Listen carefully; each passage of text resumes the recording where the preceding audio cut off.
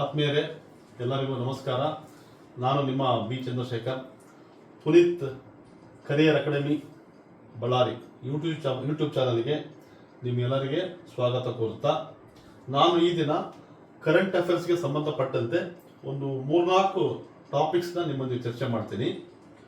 ನಾನು ನಿನ್ನೆ ದಿನ KPSC ಬಗ್ಗೆ ಕ್ಲಾಸ್ ಮಾಡಿದ್ದೆ. KPSC ಬಗ್ಗೆ ಕ್ಲಾಸ್ ಮಾಡಿದ್ದು ಭಾಳಷ್ಟು ಜನ ನೋಡಿದ್ದಾರೆ. ಭಾಳಷ್ಟು ಜನ ಫೋನ್ ಮಾಡಿ, ಸರ್ ಒಳ್ಳೆ ಮಾಹಿತಿನ ಶೇರ್ ಮಾಡಿದ್ದೀರಿ, ಇದೇ ರೀತಿ ಶೈಕ್ಷಣಿಕ ವಿಷಯಕ್ಕೆ ಸಂಬಂಧಪಟ್ಟಂತೆ ವಿದ್ಯಾರ್ಥಿಗಳಿಗೆ ಸ್ಫೂರ್ತಿ ತುಂಬತಕ್ಕಂಥ ಕ್ಲಾಸಸ್ ಮಾಡಿಕೊಡು ಸರ್ ಅಂತ ಕೇಳಿದ್ದಾರೆ. ಖಂಡಿತ ಸಾಧ್ಯವಾದಷ್ಟು ಮಾಡ್ತೀನಿ ಅಂತ ಹೇಳ್ತಾ, ಈ ದಿನ ಕರೆಂಟ್ ಅಫೇರ್ಸ್ ಅಂತ ಕರಿತೀವಿ, ಪ್ರಚಲಿತ ಘಟನೆಗಳಿಗೆ ಸಂಬಂಧಪಟ್ಟಂತೆ ಒಂದು 4 ಟಾಪಿಕ್ ಡಿಸ್ಕಸ್ ಮಾಡೋಣ. ಮೊದಲನೇದಾಗಿ ರಣಜಿ ಟ್ರೋಫಿ ನೋಡ್ರಿ. Ranji trophy 2026 Ranji trophy 2026. ಈ ರಣಜಿ ಟ್ರೋಫಿ ನಡೆದಿದ್ದೇನೆಂದ್ರೆ ನಮ್ಮ ಕರ್ನಾಟಕದ ಹುಬ್ಬಳ್ಳಿಯಲ್ಲಿ ನಡೆದಿತ್ತು ನೋಡ್ರಿ. ಕರ್ನಾಟಕದ ಹುಬ್ಬಳ್ಳಿಯಲ್ಲಿ ರಣಜಿ ಟ್ರೋಫಿ ನಡೆದಿತ್ತು. ಈ ರಣಜಿ ಟ್ರೋಫಿಯನ್ನ ಗೆದ್ದ ತಂಡ ಯಾವುದಂದ್ರೆ ಜಮ್ಮು ಮತ್ತು ಕಾಶ್ಮೀರ. ನೋಡ್ರಿ, ಜಮ್ಮು ಮತ್ತು ಕಾಶ್ಮೀರ ತಂಡ ಗೆದ್ದಿದೆ. ಈ ಜಮ್ಮು ಮತ್ತು ಕಾಶ್ಮೀರ ತಂಡದ ನಾಯಕ ಯಾರಂದ್ರೆ Paras Dogra. Paras Dogra is the captain of Jammu Kashmir team. ಜೊತೆಗೆ ಇಲ್ಲಿ ನಬೀದಾರ್ ಅಂತ ಹೆಸರು ಬರೆದಿದ್ದೀನಿ. ನಬೀದಾರ್ ಅಂದ್ರೆ fast bowler. Is the fast bowler of Jammu and Kashmir. ಇಡೀ ಸರಣಿಯಲ್ಲಿ 50ಕ್ಕಿಂತ ಹೆಚ್ಚು ವಿಕೆಟ್ಗಳನ್ನು ತೆಗೆದುಕೊಂಡು ಜಮ್ಮು ಕಾಶ್ಮೀರ ತಂಡದ ಗೆಲುವಿಗೆ ಕಾರಣೀಕರ್ತರಾದವರು ನಬೀದಾರ್. ಸದ್ಯದಲ್ಲಿಯೇ ಭಾರತ ತಂಡಕ್ಕೆ ಸೇರ್ಪಡೆಯಾಗುವುದರಲ್ಲಿ ಯಾವುದೇ ಗೊಂದಲವಿಲ್ಲ. ಜೊತೆಗೆ ಈ ಜಮ್ಮು ಕಾಶ್ಮೀರ ತಂಡ ಯಾವ ತಂಡವನ್ನು ಸೋಲಿಸಿದ್ರೆ ನಮ್ಮ ಕರ್ನಾಟಕ ತಂಡವನ್ನು ಸೋಲಿಸಿ ನೋಡ್ರಿ. ಕರ್ನಾಟಕ ತಂಡ ತುಂಬಾ ಸ್ಟ್ರಾಂಗ್ ಇತ್ತು. 5-6 ಜನ ಇಂಟರ್ನ್ಯಾಷನಲ್ ಪ್ಲೇಯರ್ ಇದ್ರು. ಆದ್ರೂ ಸತತ ಪ್ರಯತ್ನದಿಂದ ಜಮ್ಮು ಕಾಶ್ಮೀರ ತಂಡದವರು ರಣಜಿ ಟ್ರೋಫಿಯನ್ನ ಗೆದ್ದಿದ್ದಾರೆ. ಜೊತೆಗೆ ಈ ರಣಜಿ ಟ್ರೋಫಿ ಆಡ್ಲಿಕ್ಕೆ ಜಮ್ಮು ಕಾಶ್ಮೀರ ತಂಡದವರು 67 ವರ್ಷ ಆಯ್ತು ನೋಡ್ರಿ. 67 ವರ್ಷ ಇಲ್ಲಿವರೆಗೂ ಒಂದು ಗೆದ್ದಿದ್ದಿಲ್ಲ. ಈ ಸಾರಿ ಗೆದ್ದಿದ್ದಾರೆ. ಗೆದ್ದು ಸಂಭ್ರಮಾಚರಣೆಯನ್ನು ಮಾಡ್ತಾ ಇದ್ದಾರೆ. ಜೊತೆಗೆ ಜಮ್ಮು ಕಾಶ್ಮೀರ ರಾಜ್ಯ ಇದೆಲ್ಲ ವಿಲ್ಲೋಗಳಿಗೆ ಬಹಳ ಫೇಮಸ್. ವಿಲ್ಲೋ ಅಂದ್ರೆ ಏನಂದ್ರೆ, ವಿಲ್ಲೋ ಅಂದ್ರೆ ಬೇರೆ ಏನಲ್ಲ, ವಿಲ್ಲೋ ಅಂದ್ರೆ ಕ್ರಿಕೆಟ್ ಬ್ಯಾಟ್ಗಳು ನೋಡ್ರಿ. ವಿಲ್ಲೋ ಅಂದ್ರೆ ಕ್ರಿಕೆಟ್ ಬ್ಯಾಟ್ಗಳು. ಜಮ್ಮು ಕಾಶ್ಮೀರದ ವಿಲ್ಲೋಗಳು, ಜಮ್ಮು ಕಾಶ್ಮೀರದ ಕ್ರಿಕೆಟ್ ಬ್ಯಾಟ್ಗಳು ತುಂಬಾ ಫೇಮಸ್. ಯಾಕೆ ಫೇಮಸ್ ಅಂದ್ರೆ, ಏನಿರ್ತಕ್ಕಂಥ ನಮ್ಮ ವಿರಾಟ್ ಕೊಹ್ಲಿ, ಸಚಿನ್ ತೆಂಡೂಲ್ಕರ್ ಸಹಿತ ಬಹಳಷ್ಟು ಜನ ಇದೇ ಜಮ್ಮು ಕಾಶ್ಮೀರದಲ್ಲಿ ತಯಾರಾಗ್ತಕ್ಕಂಥ ವಿಲ್ಲೋಗಳನ್ನು, ಜಮ್ಮು ಕಾಶ್ಮೀರದಲ್ಲಿ ತಯಾರಾಗಿರ್ತಕ್ಕಂಥ ಬ್ಯಾಟ್ಗಳನ್ನು ಬಳಸಿ ಅವರು ವಿಶ್ವ ಪ್ರಸಿದ್ಧರಾಗಿರುವುದು. ಈಗ ಈ ವಿಲ್ಲಗಳನ್ನ ಅವರೇ ಬಳಸಿ, ತಾವು ತಯಾರು ಮಾಡುವ ವಿಲ್ಲಗಳನ್ನು ತಾವೇ ಬಳಸಿ ಜಮ್ಮು ಕಾಶ್ಮೀರ ತಂಡ ವಿಜಯಶಾಲಿ ಆಗಿದೆ. ಜೊತೆಗೆ ನೋಡ್ರಿ, ನಾನು ಭಯೋತ್ಪಾದನೆ ಅಂತ ಬರೆದಿದ್ದೀನಿ. ಜಮ್ಮು ಕಾಶ್ಮೀರದಲ್ಲಿ ಭಯೋತ್ಪಾದನೆ ಪಿಡುಗಾಗಿತ್ತು. ಜಮ್ಮು ಕಾಶ್ಮೀರ ಅಂದ್ರೆ ಭಯೋತ್ಪಾದನೆ, ಜಮ್ಮು ಕಾಶ್ಮೀರ ಅಂದ್ರೆ ಬಾಂಬ್ಗಳು, ಜಮ್ಮು ಕಾಶ್ಮೀರ ಅಂದ್ರೆ ಗಲಾಟೆ, ಜಮ್ಮು ಕಾಶ್ಮೀರ ಅಂದ್ರೆ ಎಲ್ಲೆಂಡೋ ಪ್ರಾಬ್ಲಮ್ ಆಗಿತ್ತು. ಜಮ್ಮು ಕಾಶ್ಮೀರದಲ್ಲಿ ಶಾಲೆಗಳು ಜಾಸ್ತಿ ಇದ್ದವು, ಬಾಗಿಲು ತೆಗೆಯದೇ ಇರ್ತಿದ್ವು. Not open the schools, close ಮಾಡೋದೇ ಜಾಸ್ತಿ. ಇಷ್ಟು ಇರ್ತಕ್ಕಂಥ ಜಮ್ಮು ಕಾಶ್ಮೀರದಲ್ಲಿ ಆ ರಾಜ್ಯ ಇದ್ದದ್ದನ್ನ ಕೇಂದ್ರಾಡಳಿತ ಪ್ರದೇಶ ಮಾಡಿದ ನಂತರ ಎಲ್ಲೆಂಡೋ ಕಂಟ್ರೋಲ್ ತುಂಬಾ ಚೆನ್ನಾಗಿ ಕಂಟ್ರೋಲ್ ಆಗಿದೆ. ಈ ಸದ್ಯ ಗುಡ್ ಅಡ್ಮಿನಿಸ್ಟ್ರೇಷನ್ ಇದೆ. ಈ ಭಯೋತ್ಪಾದನೆ ಎಂಬ ಕಾಯಿಲೆ ಆಗಿದೆ ಜಮ್ಮು ಕಾಶ್ಮೀರಕ್ಕೆ. ಕ್ರಿಕೆಟ್ ಎಂಬ ಮುಲಾಮನಿಂದ ಈ ಭಯೋತ್ಪಾದನೆ ಎಂಬ ಕಾಯಿಲೆ ಗುಣಮುಖವಾಗಲ್ಲ ಅಂತ ಹೇಳ್ತಿದ್ದಾರೆ ನೋಡ್ರಿ. ಅಂದ್ರೆ ಕ್ರಿಕೆಟ್ ನಮಗೊಂದು ಆಟ. ಕ್ರಿಕೆಟ್ ನಮಗೆ ಬೇರೆ ಬೇರೆ ಸಮಸ್ಯೆಗಳಿಗೂ ಪರಿಹಾರ ಕೊಡುತ್ತೆ. ಹಾಗಾಗಿ ಈ ಭಯೋತ್ಪಾದನೆ ಎಂಬ ಕಾಯಿಲೆಗೆ ಕ್ರಿಕೆಟ್ ಎಂಬ ಮುಲಾಮಿನಿಂದ ಈ ಜಮ್ಮು ಕಾಶ್ಮೀರದ ಭಯೋತ್ಪಾದನೆ ಎಂಬ ಕಾಯಿಲೆ ತೊಲಗಲಿ.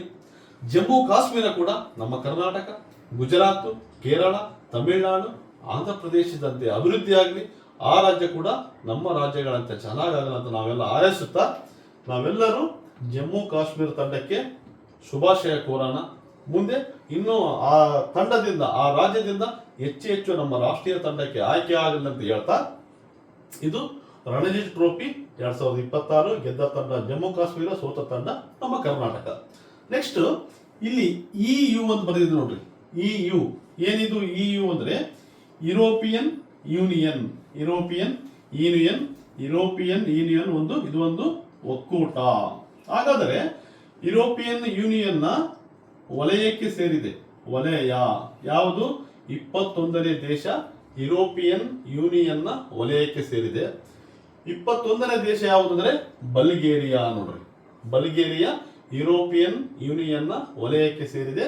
ಈ ಯುರೋಪಿಯನ್ ಯೂನಿಯನ್ ಬೇರೆ, ಸಾಮಾನ್ಯ ಸದಸ್ಯತ್ವ ಬೇರೆ, ವಲಯ ಬೇರೆ. ಈ ಯುರೋಪಿಯನ್ ಯೂನಿಯನ್ ವಲಯಕ್ಕೆ ಸೇರಿದ್ರೆ ಈ ಯುರೋಪಿಯನ್ ಯೂನಿಯನ್ನ ಕರೆನ್ಸಿಯನ್ನು ಬಳಸಬೇಕು ನೋಡ್ರಿ.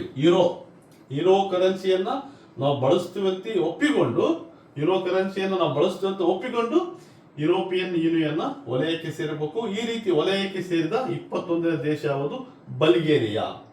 ಅದ ನಂತರ ಈ ಯುರೋಪಿಯನ್ ಯೂನಿಯನ್ನ ಸದಸ್ಯತ್ವ ಪಡೆದಿರ್ತಕ್ಕಂಥ ರಾಷ್ಟ್ರಗಳು 27 ನೋಡ್ರಿ. ಇಲ್ಲಿ ಬರೆದಿದ್ದೀನಿ ನಾನು 27 ಸದಸ್ಯತ್ವ ರಾಷ್ಟ್ರಗಳು ಅಂತೇಳಿ. ಹಾಗಾದ್ರೆ ಸದಸ್ಯ ಪಡೆದು 27, ಯೂರೋ ಕರೆನ್ಸಿಯನ್ನು ಬಳಸ್ತಕ್ಕಂಥದ್ದು 21ನೇ ದೇಶ ಬಲ್ಗೇರಿಯಾ. ಓಕೆ, ಈಗ 27 ಸದಸ್ಯ ರಾಷ್ಟ್ರಗಳು, 21 ಯೂರೋ ಕರೆನ್ಸಿಯನ್ನು ಬಳಸ್ತಕ್ಕಂಥದ್ದು. ಇನ್ನು 6 ದೇಶಗಳು ತಮ್ಮ ಸ್ವಂತ ಕರೆನ್ಸಿಯನ್ನು ಹೊಂದಿರ್ತವೆ, ಬಟ್ ಯುರೋಪಿಯನ್ ಯೂನಿಯನ್ ಒಕ್ಕೂಟದ ಸದಸ್ಯತ್ವವನ್ನು ಪಡೆದಿದ್ದಾವೆ. ಹಾಗಾದರೆ ಈ ಯುರೋಪಿಯನ್ ಯೂನಿಯನ್ನ ಕೇಂದ್ರ ಬ್ಯಾಂಕ್ ಯಾವುದು? 21 ರಾಷ್ಟ್ರಗಳಿಗೆ ಒಂದೇ ಬ್ಯಾಂಕ್ ಯಾವುದು? ಯುರೋಪಿಯನ್ ಸೆಂಟ್ರಲ್ ಬ್ಯಾಂಕ್ ನೋಡ್ರಿ. ಯುರೋಪಿಯನ್ ಸೆಂಟ್ರಲ್ ಬ್ಯಾಂಕ್ ಇಡೀ 21 ರಾಷ್ಟ್ರಗಳಿಗೆ ಅದೇ ಚೀಫ್ ಆಫ್ ದಿ ಬ್ಯಾಂಕ್. ನಮ್ಮ ದೇಶಕ್ಕೆ RBI ಯಾವ ರೀತಿ ಕೆಲಸ ಮಾಡ್ತಾ ಇದೆಯಲ್ಲ, ಅದೇ ರೀತಿ European central bank EU European union ವಲಯದ ರಾಷ್ಟ್ರಗಳಿಗೆ ಕೆಲಸ ಮಾಡುತ್ತೆ. ಜೊತೆಗೆ ಈ ಬಲ್ಗೇರಿಯಾ ದೇಶದ ಕರೆನ್ಸಿ ಯಾವುದು? ಯೂರೋ ಅಂತ ಹೇಳಿದೆ. ಸೋಫಿ ಅಂತ ಬರೆದಿದೆ ನೋಡ್ರಿ. ಈ ಸೋಫಿಯು ಬಲ್ಗೇರಿಯಾ ದೇಶದ ರಾಜಧಾನಿ. ಈ ಕಾಂಪಿಟೇಟಿವ್ ಎಕ್ಸಾಮ್ ಏನ್ ಕೇಳ್ತಾನೆ, EUಗೆ 21ನೇ ಸದಸ್ಯ ರಾಷ್ಟ್ರವಾಗಿ ಸೇರಿರೋದು ಬಲ್ಗೇರಿಯಾ. ಇದು ನೇರವಾದ ಪ್ರಶ್ನೆ. ಇದಕ್ಕೆ ಸಂಬಂಧಪಟ್ಟಂತೆ 2-3 ಸ್ಟೇಟ್ಮೆಂಟ್ ಬೇರೆ ಬೇರೆ ಕೊಡ್ತಾನೆ. ಅವನು ನೇರವಾಗಿ EUಗೆ ಸೇರಿದ 21ನೇ ರಾಷ್ಟ್ರ ಯಾವುದು? ಬಲ್ಗೇರಿಯಾ. ಬಲ್ಗೇರಿಯಾ ದೇಶದ ರಾಜಧಾನಿ ಸೋಫಿಯೋ. ಬಲ್ಗೇರಿಯಾ ದೇಶದ ಕರೆನ್ಸಿ ಯೂರೋ. ಬಲ್ಗೇರಿಯಾ ದೇಶದ ಪೂರ್ವಕ್ಕೆ ಕಪ್ಪು ಸಮುದ್ರ ಇದೆ. ಈ 4 ಸ್ಟೇಟ್ಮೆಂಟ್ ಕೊಟ್ಟು ಈ 4ರಲ್ಲಿ ಮೇಲಿನ ಹೇಳಿಕೆಗಳಲ್ಲಿ ಯಾವ ಸರಿ ಅಂತ ಕೇಳ್ತಾನೆ. ಇವು 4 ಸರಿ ನೋಡ್ರಿ. ಬಲ್ಗೇರಿಯಾ ದೇಶದ ಪೂರ್ವಕ್ಕೆ ಕಪ್ಪು ಸಮುದ್ರ ಇದೆ, ಬಲ್ಗೇರಿಯಾ ದೇಶದ ರಾಜಧಾನಿ ಸೋಫಿಯೋ, ಬಲ್ಗೇರಿಯಾ ದೇಶದ ಕರೆನ್ಸಿ ಯೂರೋ, ಬಲ್ಗೇರಿಯಾ ದೇಶ EUನ 21ನೇ ಸದಸ್ಯ ರಾಷ್ಟ್ರ. ಹಾಗಾಗಿ ನೀವು ಯಾವುದಾದ್ರೂ ದೇಶಗಳು ಹೊಸ ಸಂಘಟನೆಗೆ ಸೇರ್ಪಡೆ ಆದ್ರೆ, ನಿರ್ಗಮನವಾದ್ರೆ ಅದರ ಬಗ್ಗೆ ಮಾಹಿತಿ ತಿಳ್ಕೊಳ್ಳಿ. ಜೊತೆಗೆ ಈ ಯುರೋಪಿಯನ್ ಯೂನಿಯನ್ ಒಕ್ಕೂಟ ಇದೆಯಲ್ಲ, ಈ ಒಕ್ಕೂಟ ರಚನೆ ಆಗಿದ್ದು 1992ರಲ್ಲಿ. 1992ರಲ್ಲಿ ಯಾವ ಒಪ್ಪಂದದ ಮುಖಾಂತರ ಅಂದ್ರೆ ಮಾಸ್ಟ್ರಿಚ್ ಒಪ್ಪಂದ ನೋಡ್ರಿ. ಮಾಸ್ಟ್ರಿಚ್ ಒಪ್ಪಂದ ಕೇಳಬಹುದು. ಯುರೋಪಿಯನ್ ಯೂನಿಯನ್ ಒಕ್ಕೂಟ ಈ ಕೆಳಗಿನ ಯಾವ ಒಪ್ಪಂದದಿಂದ ಜಾರಿ ಬಂತು ಅಂತ ಕೇಳಬಹುದು? ಮಾಸ್ಟ್ರಿಚ್ ಒಪ್ಪಂದ. ಹಾಗಾಗಿ ಈ ಯುರೋಪಿಯನ್ ಯೂನಿಯನ್ ಮಾಸ್ಟ್ರಿಚ್ ಒಪ್ಪಂದದಿಂದ ಜಾರಿಯಾಗಿದೆ. ಓಕೆ, ನೆಕ್ಸ್ಟ್ ಇಲ್ಲಿ 3ನೇ ಪಾಯಿಂಟ್ ಬರೆದಿದ್ದೀನಿ. 3ನೇದು ಚತುಷ್ಕೋನ ಭದ್ರತಾ ಸಂವಾದ ನೋಡ್ರಿ. ಚತುಷ್ಕೋನ ಭದ್ರತಾ ಸಂವಾದ ಏನಿದು? ಚತುಷ್ಕೋನ ಭದ್ರತಾ ಸಂವಾದ ಅಂದ್ರೆ ಚೀನಾ ದೇಶದ ಬೀಜಿಂಗ್ ಇದೆಯಲ್ಲ, ಈ ಚೀನಾ ದೇಶದ ಬೀಜಿಂಗ್ ನಲ್ಲಿ 4 ರಾಷ್ಟ್ರಗಳು ಮಾತುಕತೆ ಮಾಡ್ತವೆ. ಇದನ್ನ ಕ್ವಾಡ್ ಅಂತಾನು ಕರ್ತಾರೆ. ಇಲ್ಲಿ ಬರೆದಿದ್ದು ನೋಡ್ರಿ, ಕ್ವಾಡ್ ಅಂತಾನು ಕರ್ತಾರೆ. ಕ್ವಾಡ್ ಅಂದ್ರ 4 ದೇಶಗಳ ಒಕ್ಕೂಟ. 4 ದೇಶಗಳ ಒಕ್ಕೂಟವನ್ನು ನಾವು ಕ್ವಾಡ್ ಅಂತ ಕರಿತೀವಿ. ಹಾಗಾದರೆ ಈ 4 ರಾಷ್ಟ್ರಗಳು ಯಾವುವು ಅಂದ್ರೆ ಅಮೆರಿಕ, ಆಸ್ಟ್ರೇಲಿಯಾ, ಭಾರತ ಮತ್ತು ಜಪಾನ್ ನೋಡ್ರಿ. ಈ ಕ್ವಾಡ್ ಅಥವಾ ಈ ಚತುಷ್ಕೋನ 4 ಚತುಷ್ಕೋನ ಭದ್ರತಾ ಸಂವಾದದ 4 ಸದಸ್ಯ ರಾಷ್ಟ್ರಗಳಂದ್ರೆ ಅಮೆರಿಕ, ಆಸ್ಟ್ರೇಲಿಯಾ, ಭಾರತ ಮತ್ತು ಜಪಾನ್. ಈ 4 ರಾಷ್ಟ್ರಗಳ ಒಕ್ಕೂಟವನ್ನು ನಾವು ಕ್ವಾಡ್ ಅಂತ ಕರಿತೀವಿ ಅಥವಾ ಚತುಷ್ಕೋನ ರಾಷ್ಟ್ರಗಳಂತ ಕರಿತೀವಿ. ಈ 4 ರಾಷ್ಟ್ರಗಳ ಭದ್ರತೆಗೆ ಸಂಬಂಧಪಟ್ಟಂತೆ ಇತ್ತೀಚೆಗೆ ಚೀನಾದ ಬೀಜಿಂಗ್ ನಲ್ಲಿ ಮೀಟಿಂಗ್ ಮಾಡಿದ್ರು ನೋಡ್ರಿ. ಪರೀಕ್ಷೆ ಕೇಳಬಹುದು, ಈ ಕೆಳಗಿನ ಯಾವ ರಾಷ್ಟ್ರ ಕ್ವಾಡ್ನ ಸದಸ್ಯ ರಾಷ್ಟ್ರ ಅಲ್ಲ ಅಂತ ಕೇಳಬಹುದು. ನೀವು ಚೀನಾವನ್ನು ನೆನಪಿಟ್ಟಿರ್ರಿ, ಚೀನಾ ಸದಸ್ಯ ರಾಷ್ಟ್ರ ಅಲ್ಲ, ಬಟ್ ಚೀನಾದಲ್ಲಿ ಮೀಟಿಂಗ್ ಮಾಡಿದಾರೆ ಅಷ್ಟೇ. ಮತ್ತೆ 4 ಯಾವುವು? ಅಮೆರಿಕ, ಆಸ್ಟ್ರೇಲಿಯಾ, ಭಾರತ ಮತ್ತು ಜಪಾನ್. ಹಾಗಾದರೆ ಈ 4 ರಾಷ್ಟ್ರಗಳ ಒಕ್ಕೂಟವನ್ನ ಸ್ಥಾಪನೆ ಮಾಡಲು ಕಾರಣ ಏನಂದ್ರೆ 2004ರಲ್ಲಿ ಹಿಂದೂ ಮಹಾಸಾಗರದಲ್ಲಿ ಸುನಾಮಿ ಆಗಿತ್ತು. ಈ 2004ರಲ್ಲಿ ಹಿಂದೂ ಮಹಾಸಾಗರದಲ್ಲಿ ಸುನಾಮಿ ಆದಾಗ ಈ ಸುನಾಮಿಯಿಂದ ಆಗ್ತಕ್ಕಂಥ ಪರಿಣಾಮಗಳನ್ನು ಎದುರಿಸಲು ಈ 4 ರಾಷ್ಟ್ರಗಳು ಒಂದು ಒಪ್ಪಂದ ಮಾಡಿಕೊಂಡು, ಜೊತೆಗೆ ಈ ಹಿಂದೂ ಮಹಾಸಾಗರ ಮತ್ತು ಪೆಸಿಫಿಕ್ ಸಾಗರ, ಹಿಂದೂ ಮಹಾಸಾಗರ ಮತ್ತು ಪೆಸಿಫಿಕ್ ಸಾಗರ, ಈ ಎರಡೂ ಸಾಗರಗಳಲ್ಲಿ ಯಾವುದೇ ಒಂದು ದೇಶದ ಪ್ರಾಬಲ್ಯವನ್ನು ಈ 4 ದೇಶಗಳು ಸಹಿಸಲ್ಲ. ಹಾಗಾದರೆ ಈ ಎರಡೂ ಸಾಗರಗಳಲ್ಲಿ ಚೀನಾ ದೇಶ ಪ್ರಾಬಲ್ಯವನ್ನು ಹೊಂದಲು ಅವಣಿಸುತ್ತಿದೆ, ಅದು ಪ್ರಯತ್ನ ಮಾಡ್ತಾ ಇದೆ. ಹಾಗಾಗಿ ಚೀನಾವನ್ನು ಮಟ್ಟ ಹಾಕಲು, ಚೀನಾವನ್ನು ತನ್ನ ಶಕ್ತಿಯನ್ನು ಹಿಗ್ಗದಂತೆ ಮಾಡಲು ಈ 4 ರಾಷ್ಟ್ರಗಳು ಒಂದು ಕೂಡಿ ಕ್ವಾಡ್ ಅಂತ ಮಾಡಿಕೊಂಡು ಆ ರಾಷ್ಟ್ರವನ್ನು ಎದುರಿಸುತ್ತಿವೆ. ಈ ಹಿಂದೂ ಮಹಾಸಾಗರ, ಪೆಸಿಫಿಕ್ ಸಾಗರ ಎಲ್ಲರೂ ಬಳಸಿಕೊಂಡು ಎಲ್ಲರೂ ಅಭಿವೃದ್ಧಿ ಕೆಲಸಗಳನ್ನು ಮಾಡ್ತಾ ಇದ್ದಾರೆ. ಜೊತೆಗೆ ಈ 4 ರಾಷ್ಟ್ರಗಳು ನೌಕಾಭ್ಯಾಸ ಮಾಡ್ತವೆ. ಕಡಲ ತೀರದಲ್ಲಿ ಮಾಡ್ತಕ್ಕಂಥ ನೌಕಾಭ್ಯಾಸ ನಿಮಗೆಲ್ಲ ಗೊತ್ತೇ ಇದೆ. ಈ 4 ರಾಷ್ಟ್ರಗಳು ಸೇರಿ ಮಾಡ್ತಕ್ಕಂಥ ನೌಕಾಭ್ಯಾಸವನ್ನು ಮಲಬಾರ್ ಅಂತ ಕರೀತಾರೆ. ನೋಡ್ರಿ, ಮಲಬಾರ್ ಎಕ್ಸಾಮ್ ಬಹಳ ಸಾರಿ ಕೇಳಿದ್ದಾರೆ. ಈ ಮಲಬಾರ್ ನೌಕಾಭ್ಯಾಸವನ್ನು ಈ ಕೆಳಗಿನ ಯಾವ ರಾಷ್ಟ್ರಗಳು ಮಾಡಿದ್ವು ಅಥವಾ ಎಲ್ಲಿ ಮಾಡಿದ್ರು? ಹಿಂದೂ ಮಹಾಸಾಗರದ ಮಾಡಿದ್ರ, ಪೆಸಿಫಿಕ್ ಸಾಗರದ ಮಾಡಿದ್ರ, ಅಥವಾ ಭಾರತದ ಎಲ್ಲಿಯಾದ್ರೂ ಮಾಡಿದ್ರೆ ಆ ಬಗ್ಗೆ ಮಾಹಿತಿ ಕೊಡ್ತಾರೆ. ಇದೇನು ಚತುಷ್ಕೋನ ರಾಷ್ಟ್ರಗಳು ಅಥವಾ ಕ್ವಾಡ್ ರಾಷ್ಟ್ರಗಳು, ಕ್ವಾಡ್ ದೇಶಗಳು, 4 ರಾಷ್ಟ್ರಗಳು. ಓಕೆ, ಇದು 4 ರಾಷ್ಟ್ರಗಳ ಸಂಬಂಧಪಟ್ಟದ್ದು ಒಂದು ಇನ್ಫಾರ್ಮೇಶನ್. ನೆಕ್ಸ್ಟ್ ಇಲ್ಲಿ ವೆನಿಜುವೆಲಾ ಅಂತ ಬರೆದಿ ನೋಡ್ರಿ. Venezuela it is one country in the earth. Venezuela ಒಂದು ದೇಶ. ಈ ದೇಶದ ಅಧ್ಯಕ್ಷ ನಿಕೋಲಸ್. ವೆನಿಜುವೆಲಾ ದೇಶದ ಅಧ್ಯಕ್ಷ ನಿಕೋಲಸ್. ಈ ನಿಕೋಲಸ್ ಅನ್ನ ಬಂಧನ ಮಾಡಿದ್ದಾರೆ. ಯಾರು ಬಂಧನ ಮಾಡಿದ್ದಾರೆ? ಅಮೆರಿಕ ದೇಶದವರು ಬಂಧನ ಮಾಡಿದ್ದಾರೆ. ಅಮೆರಿಕ ದೇಶದವರು ಈ ವೆನಿಜುವೆಲಾ ದೇಶದ ಅಧ್ಯಕ್ಷ ನಿಕೋಲಸ್ನನ್ನು ಅಮೆರಿಕದವರು ಬಂಧನ ಮಾಡಲು ಕಾರಣ ಏನಂದ್ರೆ, ಅವ್ರು ಹೇಳಿರೋದು fentanyl. Fentanyl it is one of the drug. Fentanyl it is one of the drug. ಈ ಡ್ರಗ್ ಅನ್ನ ಅಕ್ರಮವಾಗಿ ಕಳ್ಳ ಸಾಗಣೆಯಿಂದ ನಮ್ಮ ದೇಶಕ್ಕೆ ಮಾರಾಟ ಮಾಡ್ತಾ ಇದ್ದಾರೆ. ನಮ್ಮ ದೇಶಕ್ಕೆ ಮಾರಾಟ ಮಾಡಿ ನಮ್ಮ ಯುವಕರನ್ನ ಕೆಡಿಸ್ತಾ ಇದ್ದಾರೆ ಅಂತೇಳಿ ಅಮೆರಿಕ ದೇಶ ನಿಕೋಲಸ್ ಅನ್ನ ಬಂಧನ ಮಾಡಿದ್ದಾರೆ. ಪರೀಕ್ಷೆ ಕೇಳಬಹುದು, ವೆನಿಜುವೆಲಾದ ಅಧ್ಯಕ್ಷನನ್ನು ಈ ಕೆಳಗಿನ ಯಾವ ಕಾರಣಕ್ಕಾಗಿ ಬಂಧನ ಮಾಡಿದ್ದಾರೆ ಅಂತ ಕೇಳಬಹುದು. ಫೆಂಟನಿಲ್ ಇರತಕ್ಕಂಥ ಡ್ರಗ್ ಅದನ್ನ ಅಕ್ರಮವಾಗಿ ಅಮೆರಿಕಕ್ಕೆ ಕಳ್ಳ ಸಾಗಣೆ ಮುಖಾಂತರ ಮಾರಾಟ ಮಾಡ್ತಾರೆ, ಕಳ್ಳ ಸಾಗಣೆ ಮೂಲಕ ಕಳಿಸಿದ್ದಾರೆ ಅಂತೇಳಿ ಅವರನ್ನ ಬಂಧನ ಮಾಡಿದ್ದಾರೆ. ಹಾಗಾದ್ರೆ ಇದು ಅವ್ರು ಹೇಳ್ತಕ್ಕಂಥ ಕಾರಣ. ಇನ್ನೊಂದು ಒಳ ಕಾರಣ ಒಂದೈತಿ. ಏನದು ಒಳ ಕಾರಣ ಅಂದ್ರೆ, ವಿಶ್ವದ ಅತಿ ದೊಡ್ಡ ಕಚ್ಚೆ ತೈಲ ನಿಕ್ಷೇಪ ಹೊಂದಿದ ದೇಶ ವೆನಿಜುವೆಲಾ. ಇಲ್ಲೇ ನೋಡ್ರಿ ಇಂಪಾರ್ಟೆಂಟ್. ಈಗ ಯುದ್ಧ ಆಗ್ತಿದೆಯಲ್ಲ ಇರಾನ್ ಮೇಲೆ, ಅಮೆರಿಕ ಇಸ್ರೇಲ್ ದಾಳಿ ಮಾಡಿದ್ರಲ್ಲ, ಆ ದಾಳಿ ಮಾಡಲಿಕ್ಕೆ ಕಾರಣ ಕಚ್ಚಾ ತೈಲ. ಆ ದಾಳಿ ಮಾಡಲಿಕ್ಕೆ ಕಾರಣ ಕಚ್ಚಾ ತೈಲ. ಹಾಗಾದ್ರೆ ಪ್ರಪಂಚದಲ್ಲಿ ಅತ್ಯಂತ ಹೆಚ್ಚು ಕಚ್ಚಾ ತೈಲವನ್ನು ಹೊಂದಿರುವ ದೇಶ ಯಾವುದು? ಈ ವೆನಿಜುವೆಲಾ. ಈ ವೆನಿಜುವೆಲಾ ಚೀನಾ ಮತ್ತು ರಷ್ಯಾದೊಂದಿಗೆ, ಈ ವೆನಿಜುವೆಲಾ ಚೀನಾ ರಷ್ಯಾದೊಂದಿಗೆ ಫ್ರೆಂಡ್ಶಿಪ್ ಮಾಡ್ತೈತೆ. ವೆನಿಜುವೆಲಾ ಚೀನಾ ಮತ್ತು ರಷ್ಯಾದೊಂದಿಗೆ ಫ್ರೆಂಡ್ಶಿಪ್ ಮಾಡೋದು ಅಮೆರಿಕಕ್ಕೆ ಇಷ್ಟ ಇಲ್ಲ.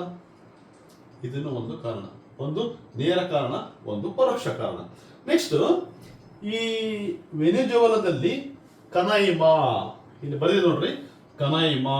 ಕನೈಮಾ it is national park. Canaima national park where is located ಅಂದ್ರ ವೆನಿಜುವೆಲಾ.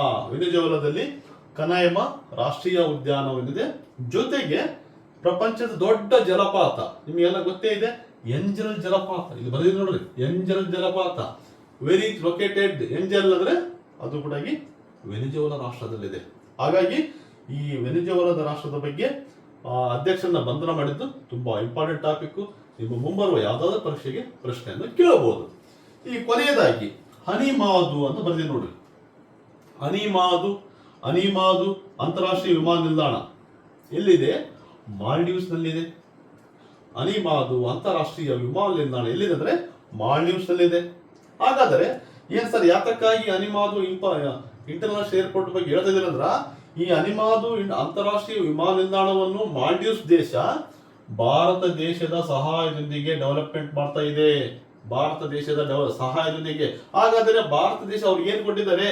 $800 ಮಿಲಿಯನ್ ಕೊಟ್ಟಿದ್ದಾರೆ. ಹಾಗಾಗಿ ಇದು ಸುದ್ದಿಯಲ್ಲಿದೆ.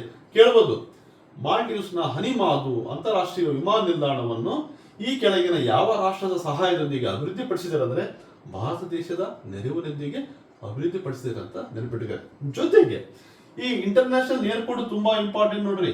International airport are important to your examinations. ಬಹಳಷ್ಟು ಎಕ್ಸಾಮ್ಗಳಿಗೆ ಕೇಳಿದ್ದಾರೆ ಏನಂತ, ಈ ರೀತಿ ಈ ಹೆಸರಿನ ಏರ್ಪೋರ್ಟ್ ಯಾವ ನಗರದಲ್ಲಿದೆ ಅಂತ ಕೇಳಿದ್ದಾರೆ. ಉದಾಹರಣೆಗೆ ಹೇಳ್ತೀನಿ ನಿಮಗೆ, ಭಾರತದ ರಾಯಪುರದಲ್ಲಿ ಸ್ವಾಮಿ ವಿವೇಕಾನಂದರ ಏರ್ಪೋರ್ಟ್ ಇದೆ. ಅದೇ ರೀತಿ ನಾಗ್ಪುರದಲ್ಲಿ ಡಾಕ್ಟರ್ BR ಅಂಬೇಡ್ಕರ್ ಅವರ ಏರ್ಪೋರ್ಟ್ ಐತೆ.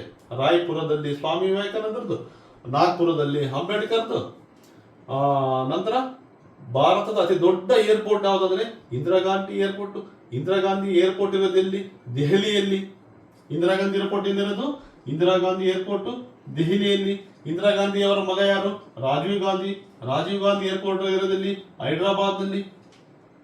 ಕೋಲ್ಕತ್ತಾದಲ್ಲಿ ಇರ್ತಕ್ಕಂಥ ಏರ್ಪೋರ್ಟ್ ಯಾವುದು? ಎಕ್ಸಾಮ್ ಕೇಳ್ಬೋದು. ಕೋಲ್ಕತ್ತಾ. ಸುಭಾಷ್ ಚಂದ್ರ ಬೋಸ್. ಅದೇ ರೀತಿ Lal Bahadur Shastri international airport it is located in Varanasi. Taj where is located? Taj airport. Taj ಎಲ್ಲಿದೆ? ತಾಜ್ ಮಹಲ್ ಎಲ್ಲಿದೆ? ಆಗ್ರಾ. ನೋಡ್ರಿ, ತಾಜ್ ಏರ್ಪೋರ್ಟ್ ಇರೋದಲ್ಲಿ ಆಗ್ರಾದಲ್ಲಿದೆ. ಹಾಗಾಗಿ ಎಲ್ಲಾ ಏರ್ಪೋರ್ಟ್ಗಳ ಬಗ್ಗೆ ಸ್ವಲ್ಪ ಓದ್ರಿ, ಸ್ವಲ್ಪ ಗಮನ ಹರಿಸ್ರಿ. ಜೊತೆಗೆ ನಾನೀಗ ಭಾರತದ ಕೆಲ ಇಂಪಾರ್ಟೆಂಟ್ ಆಗಿರ್ತಕ್ಕಂಥ ಇಂಟರ್ನ್ಯಾಷನಲ್ ಏರ್ಪೋರ್ಟ್ ಹೇಳಿದೆ. ಕರ್ನಾಟಕಕ್ಕೆ ಸಂಬಂಧಪಟ್ಟಂತೆ ಏನಾದ್ರು ಇಂಪಾರ್ಟೆಂಟ್ ಏರ್ಪೋರ್ಟ್ಸ್ ಇದಾವ? ಕರ್ನಾಟಕದಲ್ಲಿ 2 ಏರ್ಪೋರ್ಟ್ ಇದಾವೆ ಇಂಟರ್ನ್ಯಾಷನಲ್ ಏರ್ಪೋರ್ಟ್. ಯಾವ್ದ್ಯಾವುದು? ಒಂದು ಕೆಂಪೇಗೌಡ ವಿಮಾನ ನಿಲ್ದಾಣ ಬೆಂಗಳೂರು, ಇನ್ನೊಂದು ಮಂಗಳೂರು ವಿಮಾನ ನಿಲ್ದಾಣ ಬಜ್ಪೆ. ಒಂದು ಕೆಂಪೇಗೌಡ ವಿಮಾನ ನಿಲ್ದಾಣ ಬೆಂಗಳೂರು, ಇನ್ನೊಂದು ಮಂಗಳೂರಿನ ಬಜ್ಪೆ ವಿಮಾನ ನಿಲ್ದಾಣ. ಕರ್ನಾಟಕದಲ್ಲಿ 2 ಅಂತಾರಾಷ್ಟ್ರೀಯ ವಿಮಾನ ನಿಲ್ದಾಣ ಇದಾವೆ. ಹಾಗಾದರೆ ಬಹಳಷ್ಟು ಸಾರಿ ಪರೀಕ್ಷೆಗೆ ಕ್ವಶನ್ ಕೇಳಿದಾನೆ, ಕರ್ನಾಟಕದ ಮೊಟ್ಟ ಮೊದಲ ವಿಮಾನ ನಿಲ್ದಾಣ ಯಾವುದಂತ ಕೇಳನೆ. ಕರ್ನಾಟಕದ ಮೊಟ್ಟ ಮೊದಲ ವಿಮಾನ ನಿಲ್ದಾಣ ಬಳ್ಳಾರಿಯ ವಿಮಾನ ನಿಲ್ದಾಣ. ನೋಡ್ರಿ, ಬಳ್ಳಾರಿಯ ವಿಮಾನ ನಿಲ್ದಾಣ. ಓಕೆ, ಕರ್ನಾಟಕದ ಮೊಟ್ಟ ಮೊದಲ ವಿಮಾನ ನಿಲ್ದಾಣ ಬಳ್ಳಾರಿಯ ವಿಮಾನ ನಿಲ್ದಾಣ. ಅನಿಮಾದು ಅಂತಾರಾಷ್ಟ್ರೀಯ ವಿಮಾನ ನಿಲ್ದಾಣದಲ್ಲಿ ಮಾಲ್ಡೀವ್ಸ್ನಲ್ಲಿ ಭಾರತದ ಕೆಲ ಪ್ರಮುಖವಾಗಿರ್ತಕ್ಕಂಥ ಏರ್ಪೋರ್ಟ್ಗಳನ್ನು ಹೇಳಿದೆ. ಈ ಏರ್ಪೋರ್ಟ್ಗಳ ಪೈಕಿ ಯಾವುದಾದ್ರೂ ಪ್ರಶ್ನೆಗಳನ್ನು ಮುಂಬರುವ ಪರೀಕ್ಷೆಗಳಲ್ಲಿ ಕೇಳ್ಬೋದು. ಹೀಗೆ ಸುಮಾರು ಒಂದು 5ರಿಂದ 6 ಟಾಪಿಕ್ ನಿಮ್ಮಲ್ಲಿ ಚರ್ಚೆ ಮಾಡಿದ್ದೀನಿ. ಕರೆಂಟ್ ಅಫೇರ್ಸ್ ಸಂಬಂಧಪಟ್ಟಂತೆ ಕ್ಲಾಸು. ಇನ್ನು ಮುಂಬರುವ ದಿನಗಳಲ್ಲಿ ಕರೆಂಟ್ ಅಫೇರ್ಸ್ ಸಂಬಂಧಪಟ್ಟಂತೆ ಭಾರತದ ಸಂವಿಧಾನಕ್ಕೆ ಸಂಬಂಧಪಟ್ಟಂತೆ ಕ್ಲಾಸಸ್ ಮಾಡ್ತೀನಿ ಅಂತ ಹೇಳ್ತಾ ಎಲ್ಲರಿಗೂ ನಮಸ್ಕಾರ. Thank you.